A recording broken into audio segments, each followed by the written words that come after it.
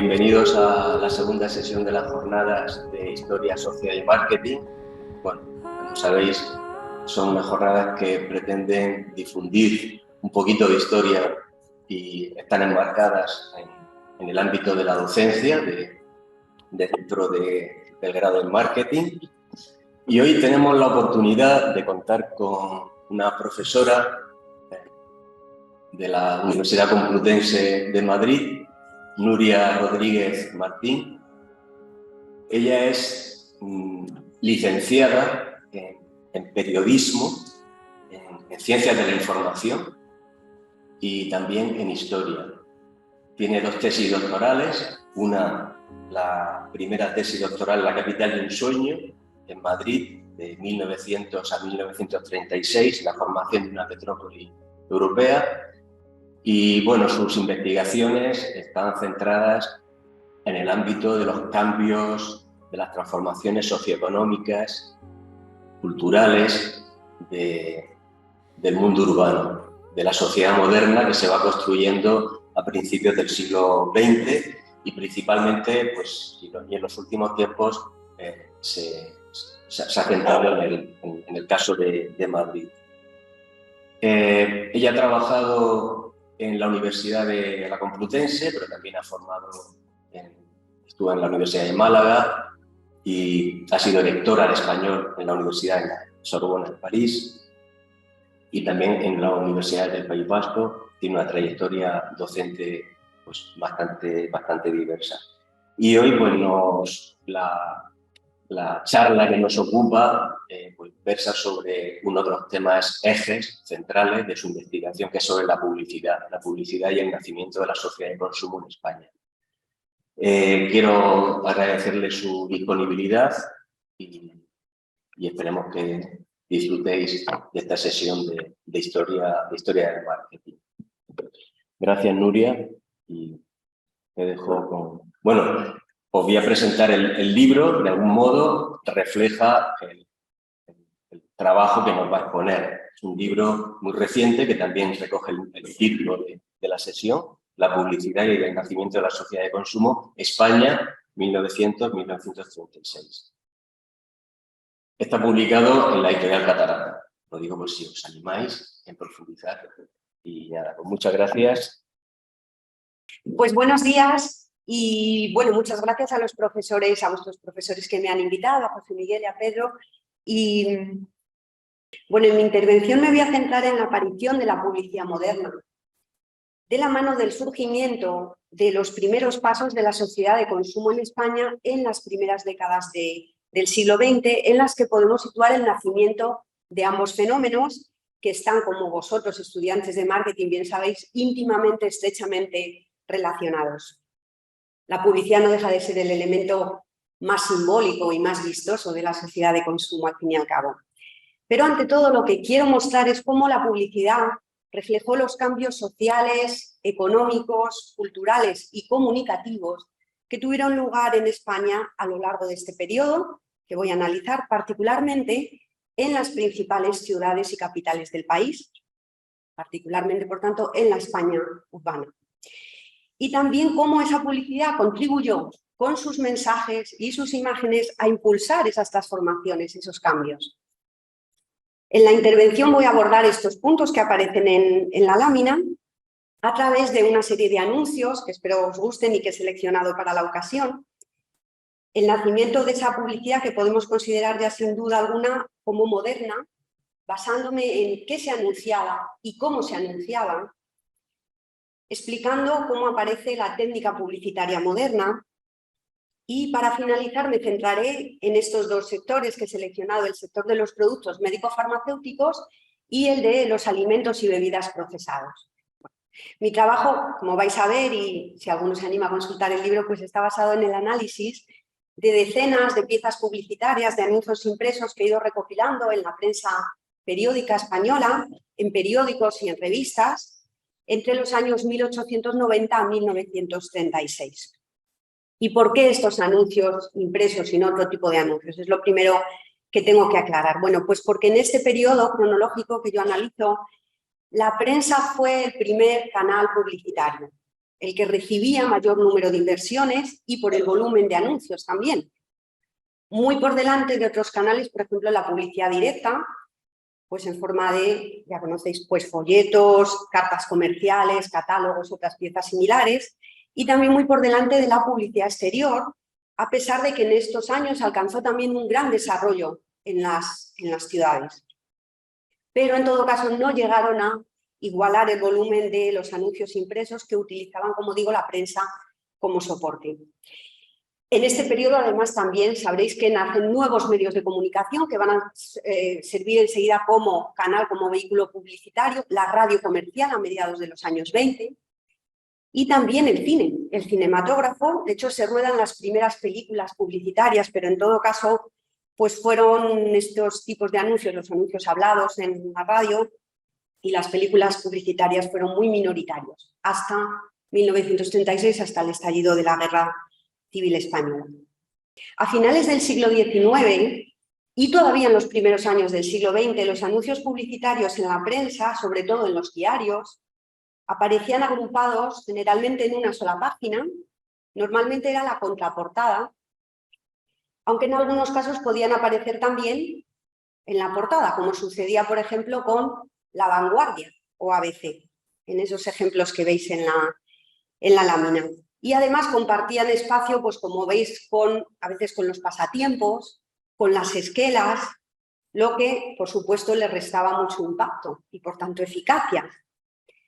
Y, de hecho, la eficacia y poder de atracción de los anuncios en estos años pues debía ser casi nulo. Os he traído algunos ejemplos. Bueno, ahí se ve cómo comparten espacios pues con los pasatiempos en una página de la revista ilustrada blanco y negro.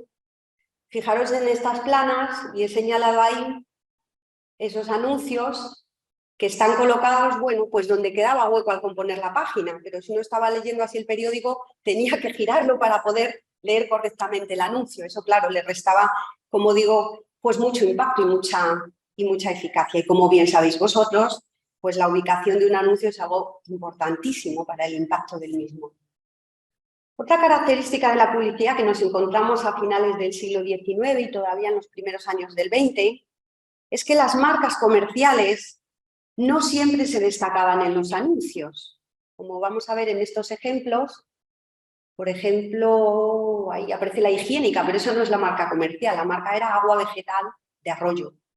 O este otro, que anuncia el petróleo para el pelo gas, que es una gomina, y fijaros que lees el anuncio y solo ahí tienes que leerlo todo para encontrar la marca comercial.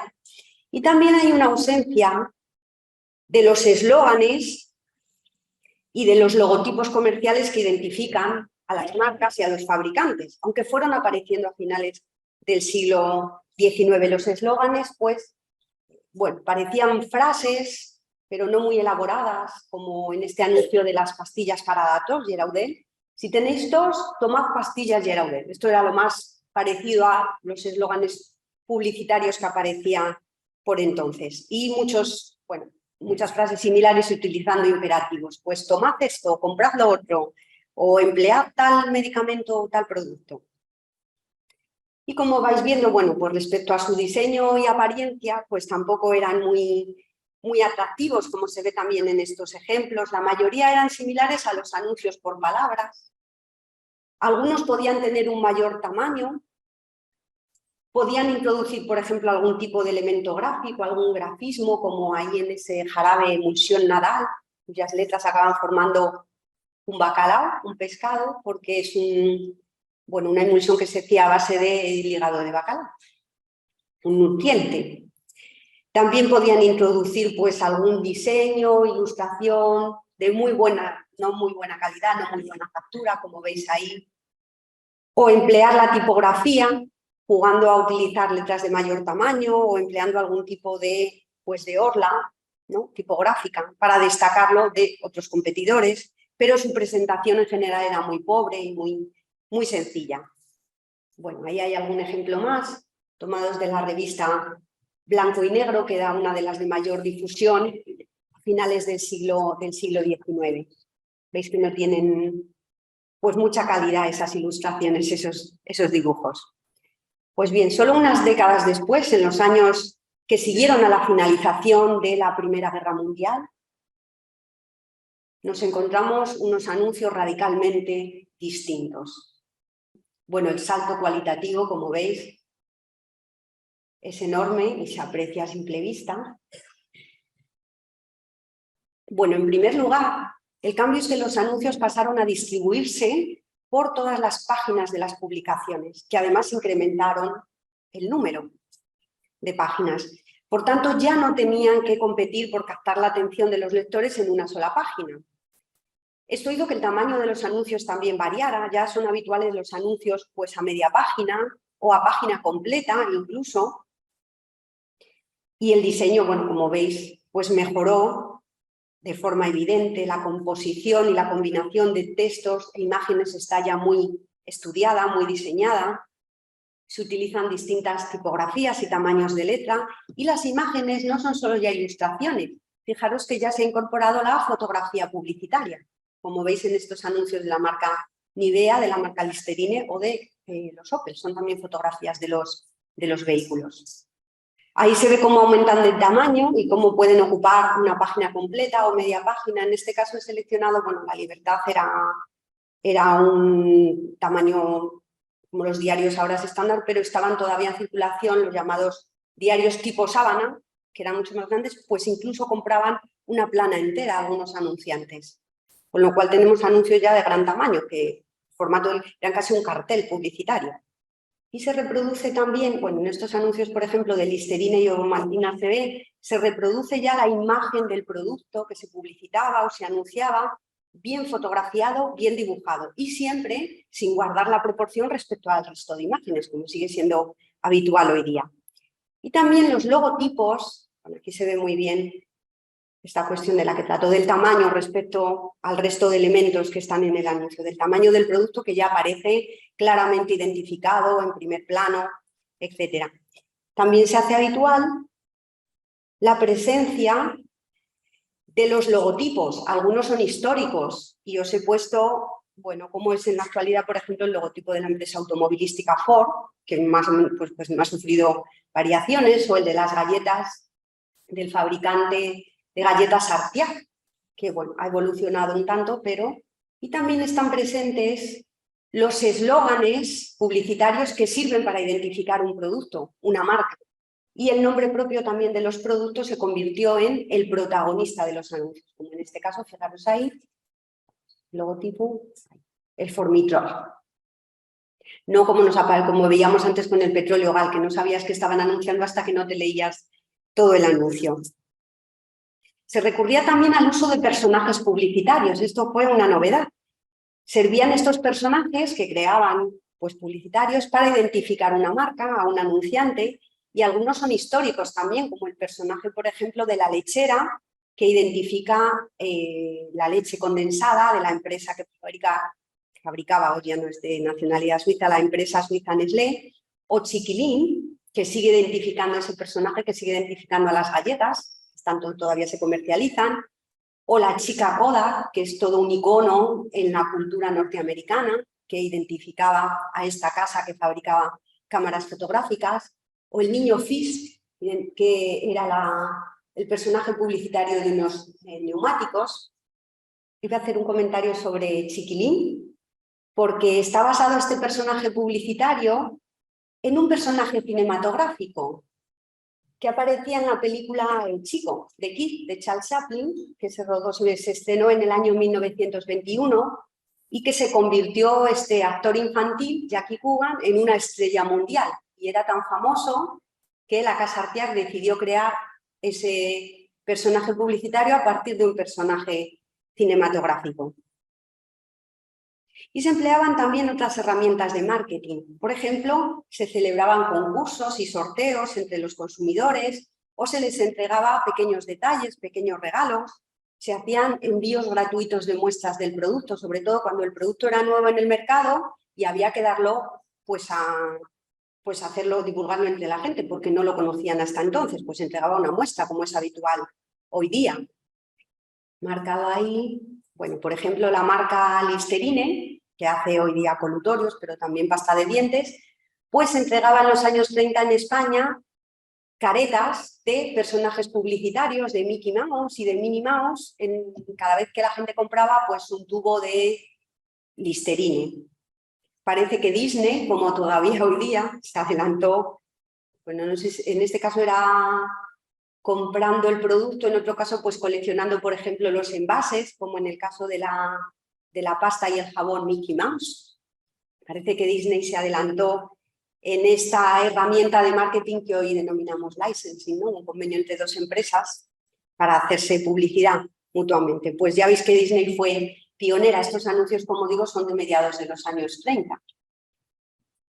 Y ahí os señalaba, esos son cupones que se insertaban en los anuncios de la época, con los que, bueno, pues los consumidores podían, enviándolos al fabricante, pues podían obtener pues algún detalle, algún producto o una muestra, en este caso pues la levadura Royal, que todavía es una marca que se comercializa, pues además de incluir ahí en ese anuncio una receta de galletas, dicen, utilizando el producto, por supuesto, pues también enviaban un folleto con estas recetas que si la gente enviaba el cupón y luego lo recibía, pues estaba ideado, por supuesto, para que hicieran un uso del producto, para que compraran paquetes de la levadura Royal. Me he referido al personaje ya de Chiquilín, un personaje publicitario que daba nombre a esas galletas de la empresa Piar. Y la creación de este personaje es hablaba de él, de que aparecía en una película de Charlotte, es una muestra de otra moderna técnica publicitaria que ha llegado hasta nuestros días pues, por su demostrada eficacia, porque funciona, se sigue utilizando. Y es el uso de los personajes famosos o de las caras famosas o, bueno, en la terminología actual hablaríamos de celebrities, que anuncian un producto, una determinada marca comercial y sirven como gancho publicitario, con una doble intención. Por una parte, estimular el mecanismo de la emulación o de la imitación, hacer creer a los consumidores que consumiendo los artículos promocionados por sus ídolos participan de su estilo de vida. Por otro lado, identificar el producto con los valores positivos que nosotros asociamos, y entonces se asociaban con las estrellas del momento, pues éxito, glamour, belleza. Y aquí hay algunos ejemplos de esta técnica. Destaco, bueno, hay por ejemplo un anuncio del depilatorio Taki que utiliza la imagen de la artista cinematográfica del cine mudo Clara Bow, que era una gran estrella mundial también, o la barra de labios Tanguy, que utilizaba al popular actor, dicen, cinematográfico, dicen ahí en el anuncio, Gary Cooper. Y destacó en el uso de esta herramienta o técnica publicitaria la empresa Coca-Cola, que llegó a España a finales de los años 20 con un gran despliegue publicitario y que empezó a utilizar en sus anuncios la imagen de estrellas del deporte, sobre todo, pero también del mundo del espectáculo, pero españoles, no internacionales, para promocionar la bebida. Por ejemplo, pues también toreros de la época, que entonces eran pues celebridades nacionales. Y he puesto ahí un anuncio, tenía aquí otro que utiliza la imagen del gran ídolo deportivo de la época, que era el futbolista, el portero, Ricardo Zamora, que era, pues no sé quién sería hoy, bueno, no Courtois porque es extranjero, pero alguien así. Iker Casillas, antes de su retirada. Bueno, era un gran ídolo ya de entonces de masa y utiliza en este caso su imagen, pero ojo, también un testimonio, supuestamente, que aparece aquí entrecomillado, del propio futbolista, que aparece presentado como Zamora, el único. Dice, Coca-Cola es la bebida más colosal y después de los partidos y entrenamientos no estoy satisfecho si no puedo beber un vaso. El anuncio se difundió, en concreto, en el año 1930. Y adelanta también una técnica publicitaria que se usó mucho por entonces, que fue el uso de la publicidad testimonial. En este caso, quien aporta el testimonio es una celebridad del deporte, en favor de la Coca-Cola. Pero la publicidad testimonial se basaba habitualmente en personajes, en consumidores anónimos.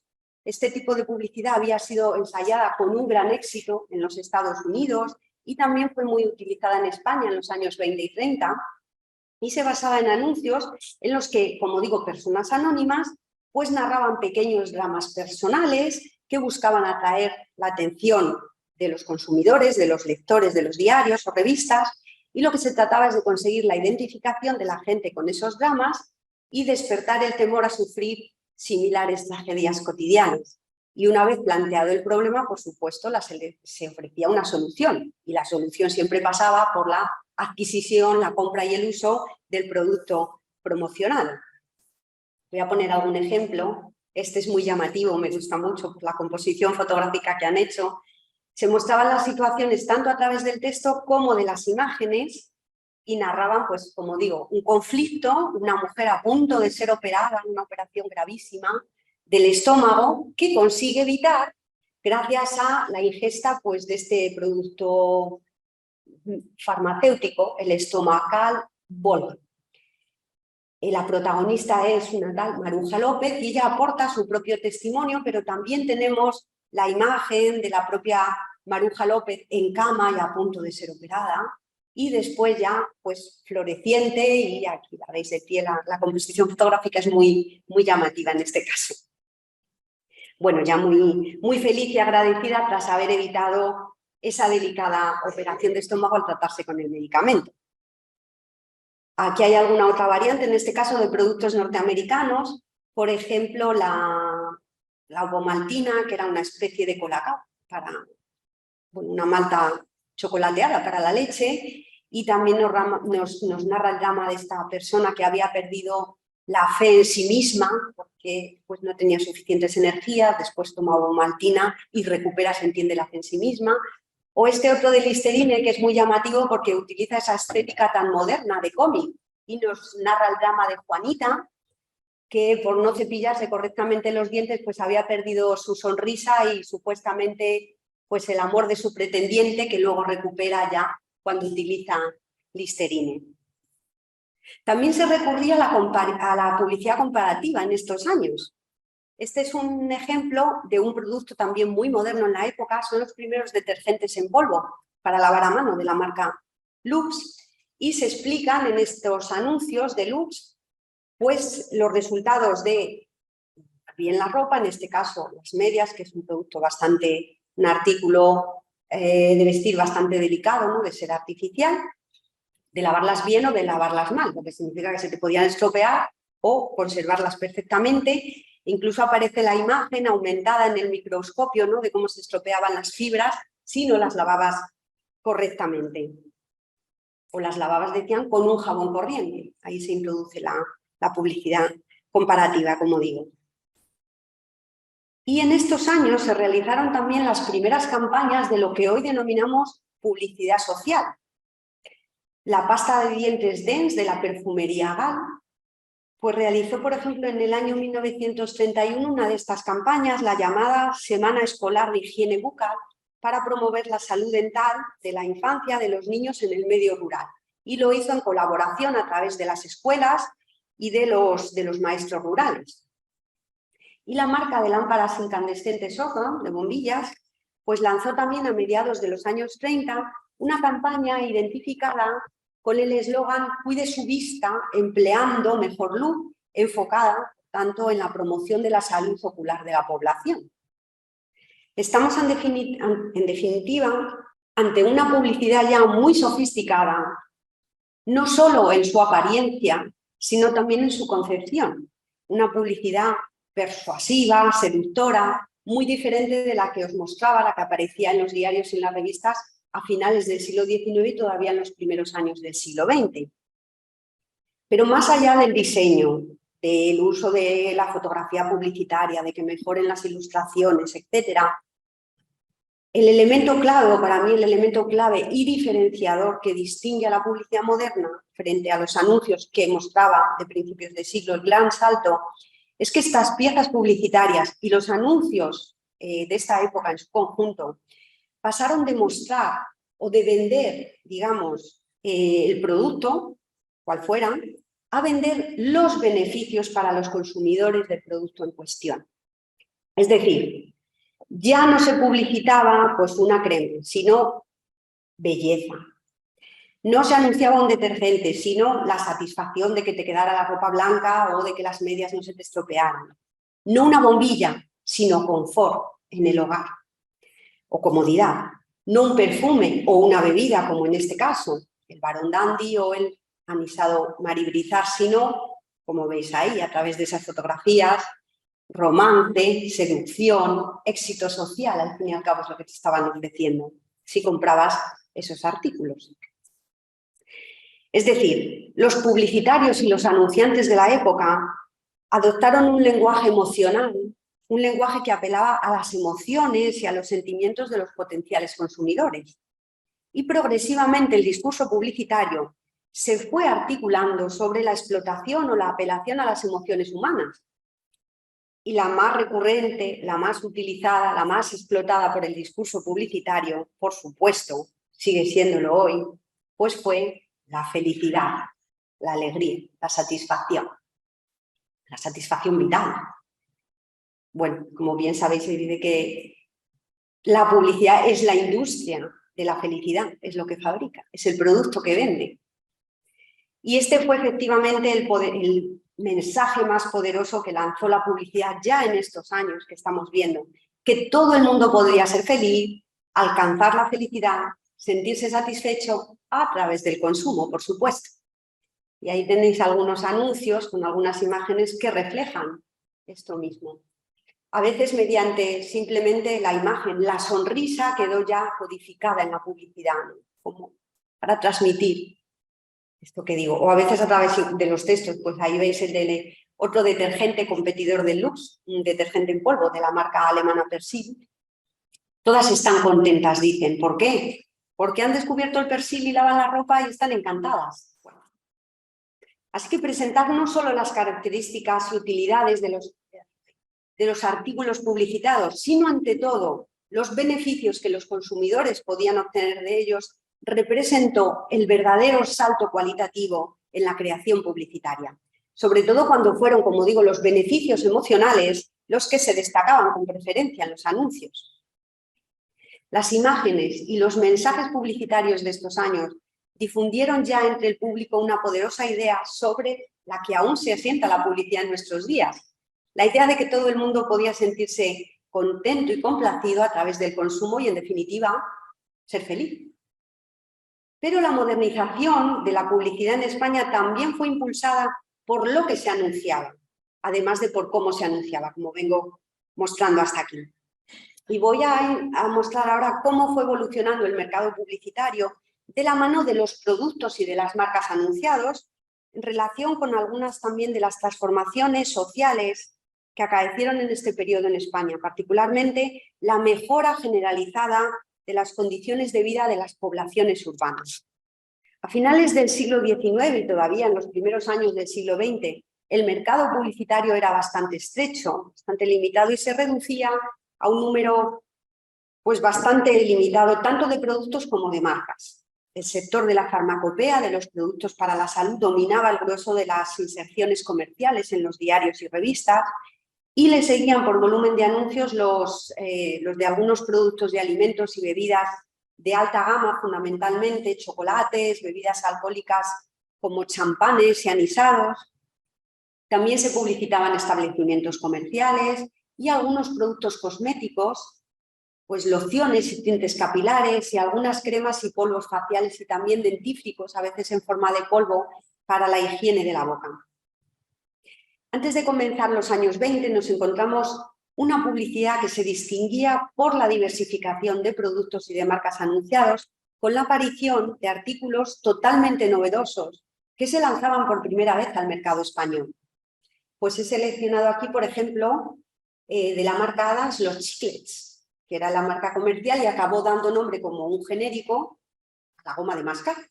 Los chicles los llamamos hoy día todavía. O, por ejemplo, la marca Kotex americana, que lanzó en España las primeras compresas higiénicas para la menstruación femenina y que supusieron una revolución total en los hábitos higiénicos de las mujeres. También, pues todo tipo de artículos, como vamos a ver, cosméticos, ahí aparecen las primeras lacas de uñas, el cútex, cámaras fotográficas, proyectores incluso domésticos, el Cine Kodak 8, cafés descafeinados, productos nuevos para la vestimenta, como por ejemplo los primeros sujetadores para las mujeres, que eran mucho más cómodos, o los primeros desodorantes para evitar la transpiración de las axilas, zapatillas deportivas para el verano, las Bambas, colchonetas de la marca Flex para cuando ibas a la playa. También se lanzaron en estos momentos los primeros electrodomésticos, aparatos que funcionaban con electricidad para las tareas del hogar.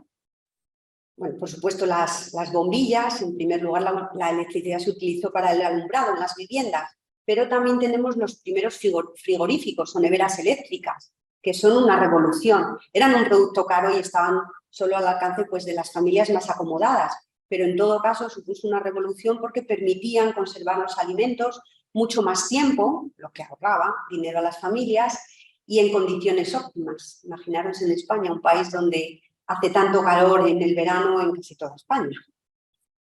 Bueno, y otros artilugios, también otros electrodomésticos para el ocio doméstico, y ahí están los tocadiscos o las radios, que se podían adquirir, como indicaba la publicidad, a plazos, para llegar a un mayor número de consumidores. No había que tener en esos momentos todo el dinero para pagar el artículo, sino que suscribías un pequeño contrato y lo ibas pagando pues, en cómodos plazos, como nos dice hoy todavía la publicidad. Hubo además una explosión de los artículos del sector de la higiene y la belleza, como resultado, como consecuencia de la aplicación de los avances de la industria química, la producción de bienes de consumo.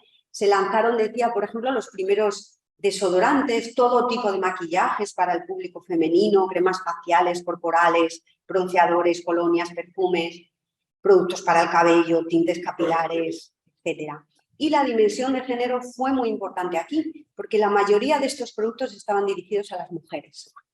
Incluso aquellos que hoy consideraríamos claramente unisex, un desodorante, solo se lanzaban o se publicitaban para las mujeres. O, por ejemplo, también algunos productos para la higiene bucal que estaban enfocados también al público femenino, como si la limpieza de los dientes o la conservación de los dientes fuera prioritario solo para las mujeres, o los bronceadores para la playa. Bueno, ahí tenéis algunas marcas comerciales, algunas de gran trayectoria, por ejemplo, Elizabeth Arden, todavía en el mercado, que era uno de los principales anunciantes en los años 20 y 30 en la prensa española, con toda una gama de productos para lo que llamaban entonces, pues no sé si aparece ahí, pero hablaban como de programas de belleza. El programa de belleza era adquirir cada vez más productos para el tocador. En todo caso, la difusión y socialización de estos productos nos habla también de un cambio en las costumbres higiénicas privadas, en las costumbres respecto a la limpieza y cuidado del cuerpo. Y se constata, a través de los productos que se publicitaban, que aumentó el lavado del cuerpo y también de las ropas. También aparecían, he seleccionado algunos, productos para la higiene de los bebés y los niños, por ejemplo, los talcos, los jabones para lavar a los bebés, y esta es una cuestión importantísima, bueno, para los bebés y también para los adultos, porque como bien sabéis, la higiene personal es clave en la salud. Bueno, en esta lámina he recogido algunos anuncios, algunas piezas publicitarias de casas automovilísticas, pues Ford, Chrysler, Pontiac, Fiat, porque el automóvil pues es todavía hoy, ¿no?, el producto más simbólico de la sociedad de consumo, el vehículo privado.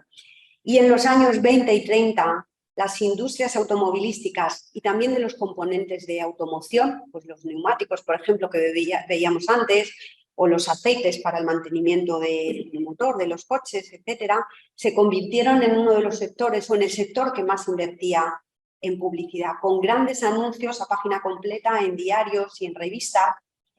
Y bueno, estos que he seleccionado también era para mostrar cómo la publicidad en este caso sirvió a la divulgación de las nuevas vanguardias artísticas. Fijaros que los anuncios utilizan ahí, por ejemplo, el de Ford, elementos del Art Deco, o el de Chrysler, que es magnífico, ¿no?, que remite al arte futurista, con su obsesión con las máquinas. Se identifica muy bien, ¿no?, claro, porque el futurismo estaba obsesionado con la velocidad, las máquinas, y ahí ese anuncio de Chrysler es digamos, una vulgarización, ¿no?, de las vanguardias artísticas, la esquematización. Un anuncios muy, muy bonitos, el de Fiat coloreado incluso en una revista de la época.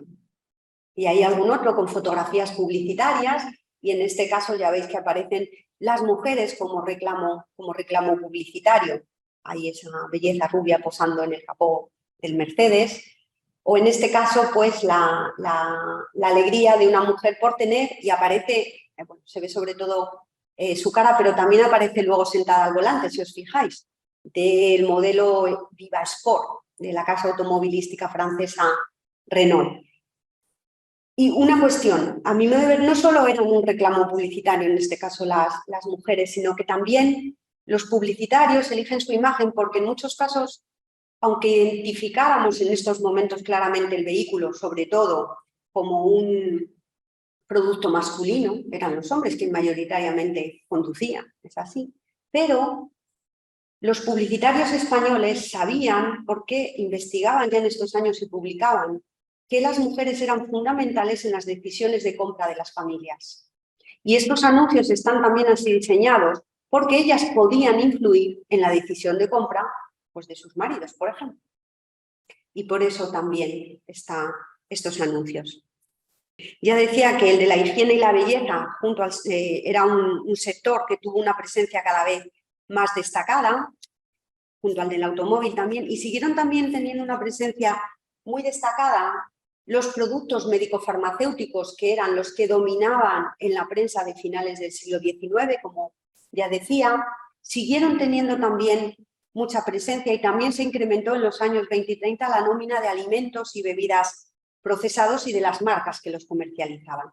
Y me voy a centrar en estos dos sectores para finalizar mi intervención. Bueno, decía que los preparados y los productos médico-farmacéuticos dominaban en las páginas de la prensa periódica a finales del siglo XIX, antes de que irrumpiera la técnica publicitaria moderna en España, y siguieron teniendo mucha presencia publicitariamente hablando, pero con cambios sustanciales. A finales del XIX y en los primeros años del siglo XX, la mayoría de los remedios que se anunciaban eran una especie de medicamentos cúralo todos, de productos milagro, productos a los que se atribuía en la publicidad una eficacia extraordinaria para curar todo tipo de enfermedades, todo tipo de males a la vez, lo que, por supuesto, nos hace dudar de su verdadera eficacia. Un ejemplo, os he traído un texto de un producto denominado Solución Benedicto Creosotal, un anuncio del año 1901, en el que se aseguraba que era la preparación, cito textualmente de su publicidad, más racional para curar la tuberculosis, bronquitis, catarros crónicos, infecciones gripales, enfermedades consuntivas, inapetencia, debilidad general, postración nerviosa, neurastenia, impotencia, enfermedades mentales, caries, raquitismo, escrofulismo, y añadían un etcétera, curaba todo. El anuncio informaba además de la composición de este producto a base de glicerofosfato de cal, es decir, fundamentalmente era un preparado fortificante a base de minerales. Entre los productos médico-farmacéuticos más habituales en los primeros años del siglo XX estaban los que curaban las dolencias respiratorias, los destinados a los padecimientos, a los problemas del sistema digestivo, los que trataban las enfermedades nerviosas y los destinados a curar las llamadas enfermedades secretas, como aparece en la prensa, que son las enfermedades venéreas de transmisión sexual. Y eran también numerosísimos los productos que se presentaban como reconstituyentes y fortificantes, y muchas veces se ofertaban a medio camino entre la alimentación y la medicina, por ejemplo, chocolates, vinos y licores, harinas, lo que al fin y al cabo nos está hablando de la salud de la sociedad española de la época y sobre todo de la insuficiente dieta alimentaria de gran parte de la población por entonces. Una dieta alimentaria escasa y poco nutritiva.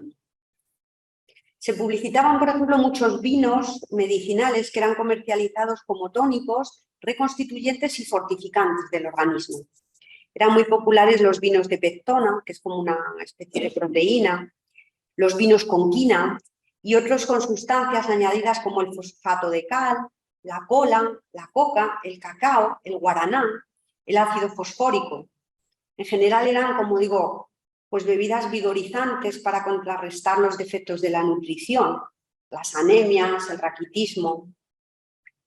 En los anuncios de estos preparados se informaba en algunas ocasiones de la falta de efectos secundarios del producto que publicitaran, ¿no? Y avisaban de que, por ejemplo, pues no contenían opiáceos, cocaína u otras drogas en su composición. Había, por el contrario, todavía muchas marcas que seguían publicitando la inclusión de narcóticos. He traído un ejemplo, el jarabe benzocinámico con heroína del doctor Madariaga.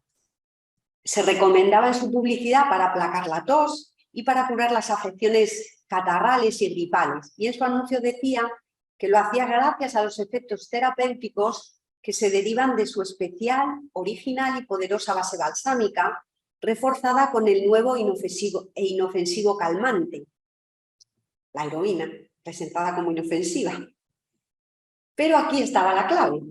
Al incluir opiáceos, en este caso la heroína, pero también podía ser cocaína u otras drogas, aunque no consiguieran curar todo ese catálogo de enfermedades que decían curar en su publicidad, sí que provocaban efectos y sensaciones que los consumidores podían interpretar como una mejora en su estado de salud. Bueno, pues lo que he ido constatando es cómo la publicidad de estos productos cúralo todos, milagrosos, fue desapareciendo progresivamente de las páginas de la prensa española. Las personas debieron dejar de confiar en ellos, se entiende. La mentalidad cambió por el surgimiento de una mayor preocupación, sobre todo, o de un mayor conocimiento de los efectos colaterales de estos productos. Y se fueron desechando los que contenían estupefacientes. Pero el cambio también se debió al mayor control sobre los preparados para curar enfermedades. En el año 1919 se crearon un registro y un reglamento farmacéutico que suponían una mayor vigilancia sobre estos productos y con los que además se ponían las bases para la industrialización del medicamento en España. La nueva normativa establecía, por ejemplo, la prohibición de vender cualquier preparado de composición total o parcialmente desconocida o aquellos en los que solamente se indicara la frase a base de, que era muy habitual en la prensa de estos productos. Estos quedaban catalogados como remedios secretos y se ordenaba el registro de cualquier especialidad farmacéutica en la Inspección General de Sanidad antes de ser puesto a la venta. Y además se establecía que se decomisarían y se considerarían clandestinos todos aquellos que no cumplieran este requisito.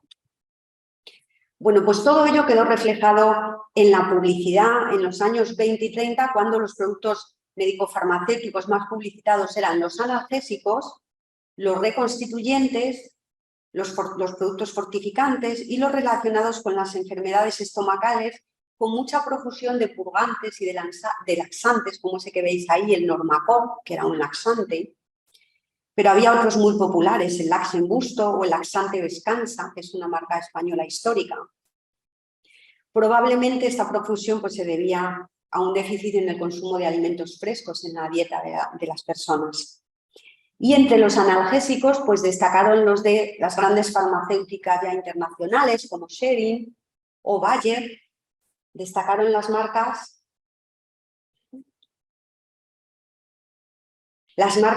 aspirina y cafiaspirina de la química Bayer. La aspirina es un medicamento universal y es un medicamento también centenario. Se creó en 1899 y tenía tal grado de aceptación social y era tan popular ya a comienzos del siglo XX que el filósofo José Ortega y Gasset habló de la era de la aspirina para referirse al siglo XX. También aparecieron a finales de los años 20 y en los años 30 algunos productos ya para rebajar el peso corporal, para mantener la línea, como se decía entonces. Y en los años de la República encontramos también algunos anuncios de productos para el control reproductivo. Por ejemplo, el Intim, bueno, no se da mucha información sobre ellos, pero parecen ser pues simplemente preservativos, pero hay algunos anuncios también de lo que podrían ser, pero no he encontrado la composición, píldoras abortivas para el control reproductivo también. Bueno, voy hacia atrás, este era uno de esos fortificantes y depurativos, el depurativo Richelieu, con esa publicidad que utiliza, bueno, pues la herramienta del antes y el después, con un ilustrador de la época, muy conocido, que tenía el apodo de Mezquita, y ahí veis pues la mujer antes de utilizar el depurativo Richelieu, pues no solo como avejentada y enferma, además parece que tiene pues toda la piel llena de granos y cosas así, y la misma mujer pues ya joven, feliz, rejuvenecida, después de abrazar, por supuesto, de consumir, pues el producto que aparece ahí representado a gran escala. Algunas marcas estaban muy asentadas ya desde finales del siglo XIX y tenían una gran aceptación social, y esto lo certifica que pues la permanencia y la constancia de su publicidad, aunque cambia radicalmente, por supuesto, la forma de publicitarse. Y aquí os he puesto un ejemplo, era muy popular el elixir estomacal Say de Carlos, un jarabe para el estómago, y esa es una publicidad a finales del siglo XIX de la marca, 1899, pues casi es un anuncio por palabras, aunque, bueno, se destaca un poco, fijaros el nombre de la marca, su nombre propio, pero solo la mitad, del elixir estomacal, pero luego de Say de Carlos, que era el farmacéutico que la había creado, aparece ya pequeñito en una de las columnas. Bueno, su publicidad ya en los años 30 es radicalmente distinto, incluye ahí pues esa imagen retocada con una autoridad médica, se supone, recetando la marca, el producto ahí fotografiado en primer plano y bueno, una composición muy interesante con distintos tipos de letras, tipografías, tamaños, etc. A finales del siglo XIX y en los primeros años todavía del siglo XX, decía que teníamos algunos alimentos, pero sobre todo de alta gama, chocolates, tés, a los que solo accedían pues, las familias más acomodadas, y también algunas bebidas como anisados y champán también de precio elevado y no disponible, no al alcance de las familias trabajadoras, por ejemplo. Pero al comenzar los años 20 tuvo ya lugar una importante expansión de este sector, de los alimentos y bebidas manufacturados, y de esa reducida y estable gama de productos y marcas que se anunciaban en los primeros años del siglo, se pasó a una oferta cada vez mayor y cada vez más diversa. Los comestibles procesados industrialmente se fueron haciendo cada vez más habituales en las mesas y en las despensas de los hogares españoles. Y bueno, ahí tenéis algunos ejemplos, tenéis bebidas alcohólicas, chocolates, pero también productos como el caldo Maggi, dirigido sobre todo a las clases trabajadoras. Claro, es mucho más barato hacer un caldo, hacer una sopa con estos cubitos de carne concentrada que comprar carne, que era mucho más cara. Bueno, hay también ahí productos dirigidos sobre todo al público infantil, la leche condensada y nuevas bebidas como la Coca-Cola, de las que ya os hablaba antes, y que en este caso este es uno de sus primeros anuncios con los que desembarcó en España, y me gusta mucho el texto que utiliza.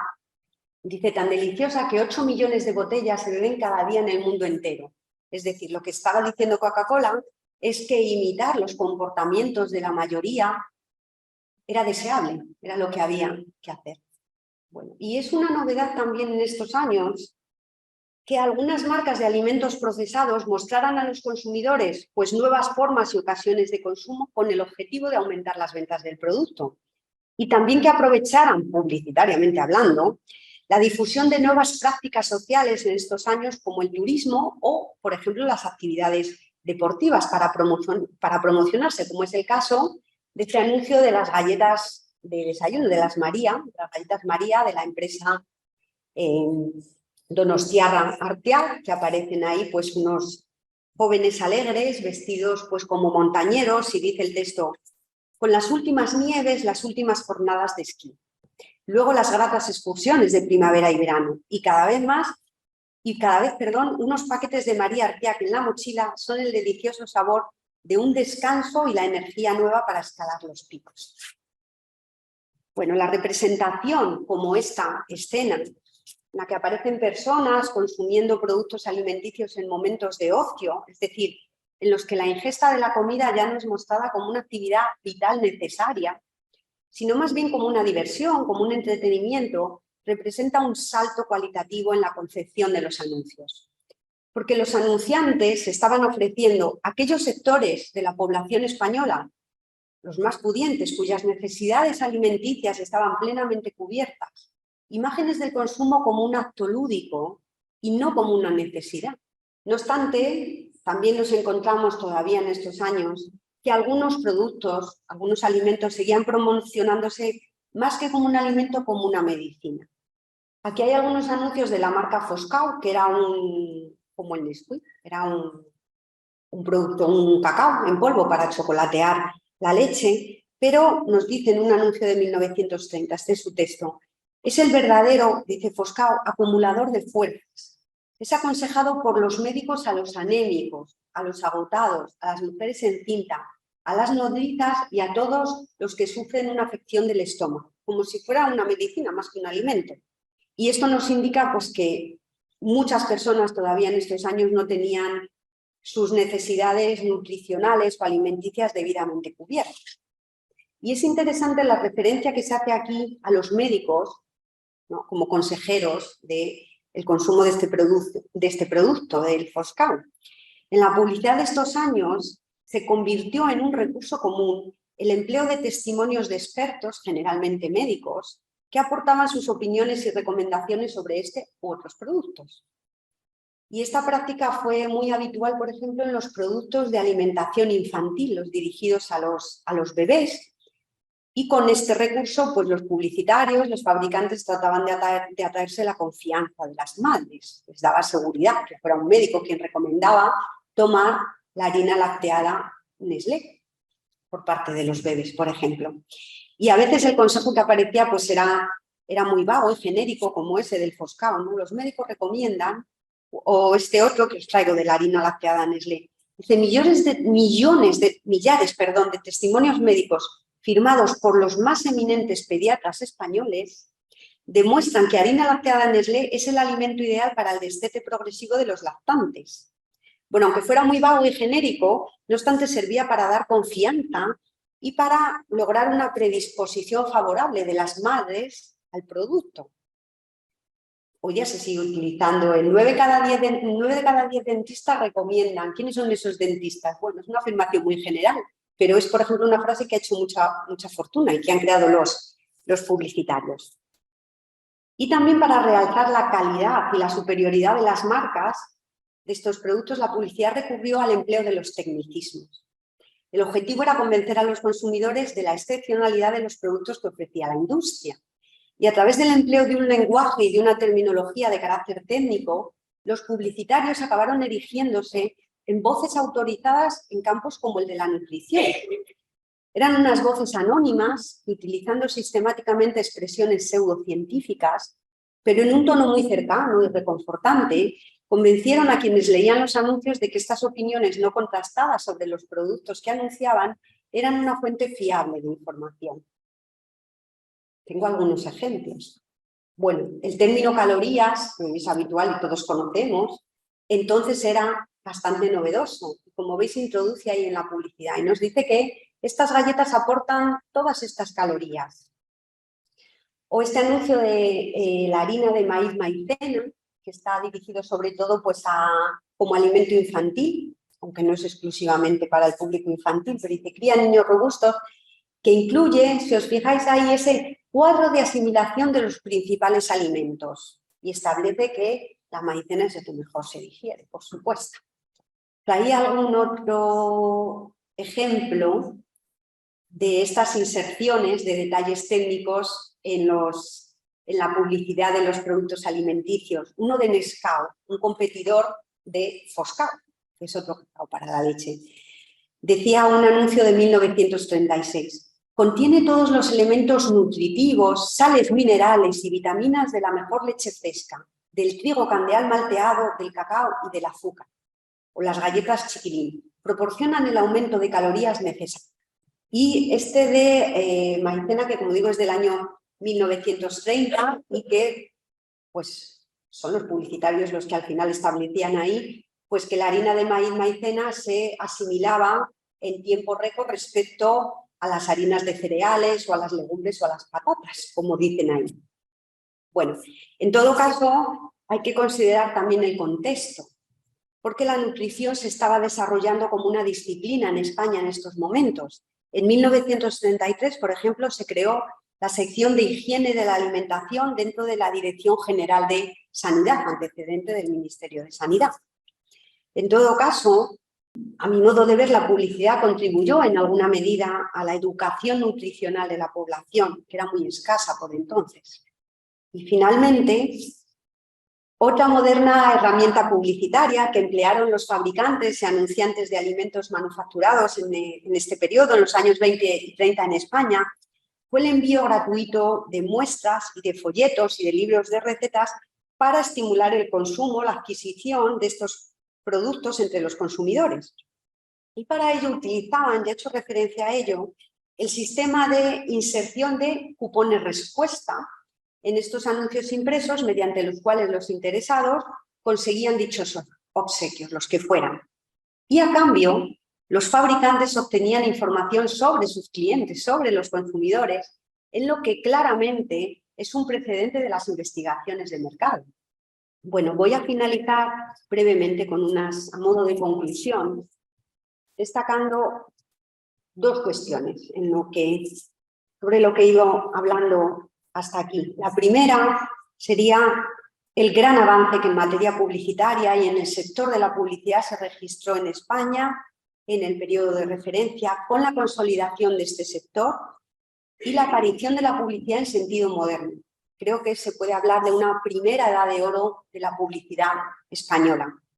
Y la segunda conclusión es que la publicidad, esta publicidad que he ido mostrando, que no hay que olvidar, fue un elemento de la nueva sociedad y cultura de masas y de la emergente, de la naciente por entonces sociedad de consumo.